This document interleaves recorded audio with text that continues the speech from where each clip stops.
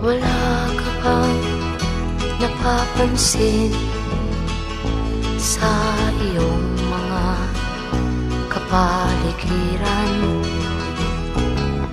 Kay dumi na ng hangin, pati na ang mga ilog natin.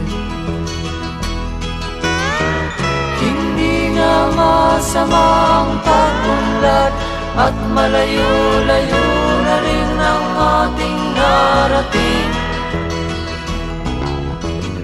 Ngunit masdan mo ang tubig sa dagat, dati kulay asul, ngayon'y naging itim. Ang mga duming ating ikinalat sa hangin, sa langit, huwag na nating paabutin.